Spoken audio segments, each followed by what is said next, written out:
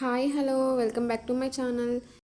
రవ్వ కేసరి ఎప్పుడు చేసినా టేస్టీగా రావాలంటే నేను చెప్పే కొలతలతో చేయండి, మీకు పర్ఫెక్ట్గా వస్తుంది. ముందుగా 1 టేబుల్ స్పూన్ నెయ్యి తీసుకొని ఆ నెయ్యిలోకి జీడిపప్పు అండ్ కిస్మిస్ వేసుకొని బ్రౌనిష్ కలర్లో వచ్చేంత వరకు వేపుకోవాలి. ఇప్పుడు అదే నెయ్యిలోకి 1 కప్ వరకు బొంబాయి రవ్వను వేసుకొని కలుపుకోవాలి. ఈ బొంబాయి రవ్వ కూడా బ్రౌనిష్ కలర్లోకి రావాలి. మనం కలుపుతూ ఉంటేనే అడుగు నల్లగా అవ్వకుండా ఉంటుంది. సో ఇది బ్రౌనిష్ కలర్ వచ్చేంత వరకు కలుపుతూనే ఉండాలి. ఇప్పుడు ఇందులో 3 కప్పులు వేడి చేసిన నీళ్ళని వేయాలి. బాగా వేడిగా ఉండాలి నీళ్ళు, అప్పుడే రవ్వ ముద్ద అవ్వకుండా ఉంటుంది, మంచిగా కలిసిపోతుంది. తర్వాత మనం ఫుడ్ కలర్ కలుపుకోవాలి. దానికోసం ఒక చిన్న బౌల్ తీసుకొని కొంచెం ఫుడ్ కలర్ వేసి కొంచెం వాటర్ పోసుకొని మనం ముందుగా ప్రిపేర్ చేసుకున్న బొంబాయి రవ్వలోకి వేసేసుకొని ఒకసారి మొత్తం కలుపుకోవాలి. తర్వాత 1.5 కప్ పంచదారను వేసి ఆ పంచదార కరిగేంత వరకు మనం కలుపుతూనే ఉండాలి, లేకపోతే అడుగంటిపోతుంది.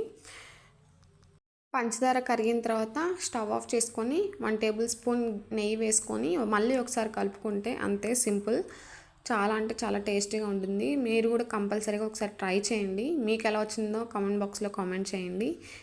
మరెన్నో వీడియోస్ కోసం నా ఛానల్ని సబ్స్క్రైబ్ చేసుకోవడం మాత్రం మర్చిపోకండి. Please subscribe my channel and thank you for watching.